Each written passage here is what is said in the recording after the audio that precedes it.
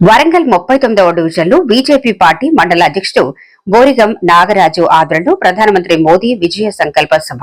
Warangal 39వ division జన్మభూమి junction లో కరీమాబాద్ మండల BJP party అధ్యక్షుడు బోరిగం నాగరాజు ఆధ్వర్యంలో విజయ సంకల్ప సభ ఏర్పాటు చేసి ప్రజలకు ప్రధానమంత్రి మోదీ 11 సంవత్సరాల్లో చేసిన పలు అభివృద్ది పనుల గురించి స్క్రీన్ పై ప్రదర్శిస్తూ తెలియపరిచారు. ఈ కార్యక్రమానికి ముఖ్య అతిథిగా బీజేపీ రాష్ట్ర నాయకులు, Warangal urban cooperative bank chairman Erravelli Pradeep Rao, SC Morcha రాష్ట్ర అధ్యక్షులు కొండేటి శ్రీధర్, రాష్ట్ర కార్యవర్గ సభ్యులు వన్నాల వెంకటరమణ, కుసుమ సతీష్, రత్నం సతీష్ షా మరియు బీజేపీ నాయకులు, స్థానికులు తదితరులు పాల్గొన్నారు. చాలా మటుకు అర్థమైంది.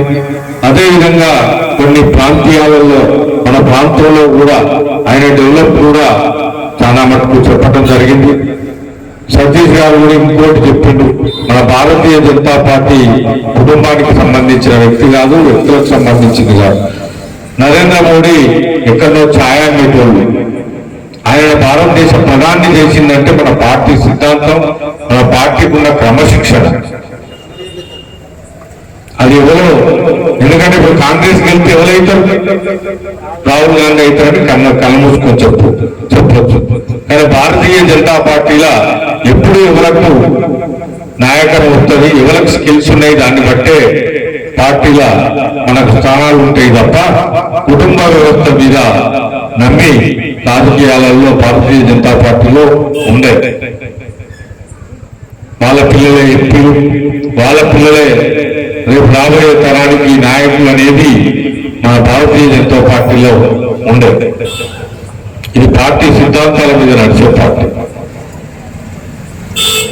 రెండవది, మనకు దేశంలో నరేంద్ర మోడీ గారు చేసేది మనకు తెలిసింది, సంతోషం. ఇక్కడ కూడా మనకు రైల్వే స్టేషన్ ఇదివరకు ఎట్లుంటే ఇప్పుడు ఎట్లుందో తెలుసు, రోడ్లు ఎట్లున్నాయో మనకు తెలుసు, మనకిచ్చే బియ్యం తెలుసు. ఇవన్నీ కూడా భారతదేశ ప్రభుత్వం నరేంద్ర మోడీ గారు మనకిచ్చేటి శ్మశాన వాటికలతో సహా ఈ మళ్ళీ కొత్తగా చెప్పాల్సిన పని లేదు. కానీ కాంగ్రెస్ ప్రభుత్వం రేవంత్ రెడ్డి గారు మనకి ఎన్ని మాటలు ఇచ్చింది. మహిళలకు పింఛన్ వస్తుందా, ఇస్తా అన్నాడు, ఇచ్చిండా? తులం బంగారం ఇస్తా అన్నాడు, ఇచ్చిండా? మరి కాంగ్రెస్ ఏం చేసింది? ఇక్కడనే చెయ్యండి, రేపు దేశంలో ఏం చేస్తారు? మహిళలను ఒక ఆర్టీసీ బస్సు ఫ్రీ తప్ప ఇంకేమన్నా ఇచ్చిందా? తులం బంగారం ఇస్తానన్నాడు, పెళ్లికి 2500 పింఛన్ ఇస్తానన్నాడు, చదువుకున్న వాళ్ళకు ఉద్యోగాలు ఇస్తా ఉన్నాడు. ఎక్కడన్నా వచ్చినాయా? ఇప్పుడు ఎలక్షన్లు ఉన్నాయని కొంత మళ్ళా ఈ రైతు బంధు ఇట్లా ఇస్తాను. ఈ 3 నెలల భత్యం ఇచ్చేది కూడా ఎలక్షన్ల కొరకు, సర్పంచ్ ఎలక్షన్లు ఇప్పుడు ఎన్ని ఉండే. ఇట్లా మోసం చేసిండు. అదే అంతకుముందు తెలంగాణ కొరకు కొట్లాడిండు కేసీఆర్ అనుకోని మనందరం నమ్మి కేసీఆర్ ఇచ్చింది. కొత్త రాష్ట్రం అంటే కొత్త ఇల్లు కడితే అప్పు ఎంత పుడుతుంది? ఇల్లు కట్టిన దానికంటే ₹1 ఎక్కువ అప్పు వస్తుంది. ఆ కొత్త ఇల్లు కట్టేటోళ్ళు వాళ్ళ బాధ్యతకి ఎవరు కానీ తక్కువ. అట్లా కేసీఆర్ మన తెలంగాణ రాష్ట్రానికి కొత్తగా ఇస్తే దాన్ని ఎన్ని దిక్కులు అప్పులు తేవాలో మన పిల్లలకు అన్ని తీరులు అప్పులు తెచ్చి ఇచ్చినట్టు ఇచ్చి తెలంగాణను బంగారు తెలంగాణ చెప్తా అని చెప్పి ఆయన కుటుంబం మాత్రం బంగారు తెలంగాణ అయింది. ఇప్పుడు వాళ్ళు కొట్టుకుంటారు. కవిత, కేసీఆర్, కేటీఆర్ నాకు తిరిగంటే నాకు పైసలు ఎక్కువ, ఒకరు జైలు పోయి వచ్చింది అంటే మనం నమ్మినందుకు వాళ్ళు అట్లా చేసారు. తెలంగాణ ప్రజలను రేవంత్ రెడ్డి ఇట్లా చేస్తున్నాడు. ఇక అది ఓటే, మన లోకల్ ఎమ్మెల్యే మనం గెలిపించినాం. భారతీయ జనతా పార్టీని కాదని మీరంతా వేసి గెలిపించారు. ఎక్కడన్నా మీకు అందుబాటులో ఉన్నాయా? ఒక తట్టెడు మట్టి వరంగల్ పోసిందా? మీరు ఇంకేదో పోలీసులు వేసుకొని తిరుగుతా అంటే తిరగొద్దాయా అని అంటే పిచ్చిపోతారు. మన పిచ్చిపోతులు కూసే సంస్కృతి మన భారతీయ జనతా పార్టీ కాదు. వాళ్ళు ఊరుకుంటే ఊరుకోలేదు, నేనేం పట్టించుకోలేదు. కానీ ఇప్పటికైనా ఈ ప్రాంత ప్రజలను ఆదుకోండి. నువ్వు ఎమ్మెల్యేగా అందుబాటులో ఉండు, మంత్రి అయితే అయినావు. మహిళలకు కలువు, ఈ డివిజన్ల ఇల్లు కట్టిస్తా అన్నారమ్మా.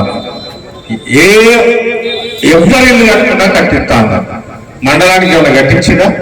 ఇప్పుడు కొత్తగా ఇచ్చేది 20 ఇల్లు మండలానికి, మన మీ డివిజన్లో ఒక్కొక్క డివిజన్లో. అంటే 20 మంది ఉన్నారా? 600 అప్లికేషన్లు వస్తే 20 మంది కట్టిస్తారు. కేసీఆర్ కనుక ఎక్కడ చెప్పిన శాస్త్రమే. కోడళ్ళు మావ చూడొద్దు, కొడలు చూడొద్దు, ఈయనకో బెడ్రూమ్, ఆయనకో బెడ్రూమ్, ఆవుకో రూము, గొర్రెకో రూమ్ అని చెప్పి గిట్లే చేసినట్టు రేవంత్ రెడ్డి గారు చేస్తాడు.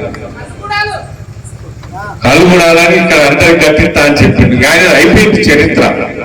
ఇక వాళ్ళు అనుకొని చెప్తారు. కానీ ఈయనే ఇప్పుడు ఇంకా 3 ఏళ్ళు ఉన్నది మనకు.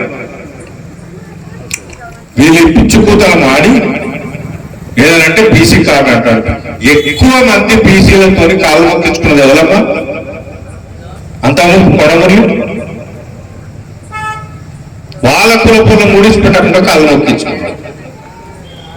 ఆయన ఏమనంటే నాకు బీసీ కార్డు అని చెప్తాడు. ఆయన పనిచేసేది ఎక్కడ? మరి నరేంద్ర మోడీ గారన్నా బీసీ ప్రధానమంత్రి. ఆయన పనిచేసే పార్టీలో అందరూ ఎఫ్సీలే. రాహుల్ గాంధీ బామన్ అంటాడు, రేవంత్ రెడ్డి రెడ్డి అంటాడు, చెప్పేటి మాత్రం ఈ ముచ్చట్లు. కనుక ప్రజలు రాబోయే తరాలు మీరంతా ఆలోచించాలి. మోడీ గారు ఏం చేస్తున్నాడు, ఈ దేశానికి ఎట్లా చేసిండు, ఎట్లా మొన్నటి పాకిస్తాన్ టెర్రరిస్టులను అంతుపెట్టిండు. భారతదేశం కాదు, ప్రపంచ దేశాలు మన నరేంద్ర మోడీ గారి వైపు చూసే విధంగా ఆయన పరిపాలన ఉన్నది. రేపు మన పిల్లలందరూ ఎక్కడికి పోయినా, ఏ దేశం పోయినా మీకేందే నరేంద్ర మోడీ గారు భారతదేశ ప్రధాని, చక్కటి ప్రధాని, మీ దేశం అసలు ఇట్లా లేచిపోతున్నదనే చెప్పుకునే సంస్కృతి మన భారతదేశానికి కలిగించండు.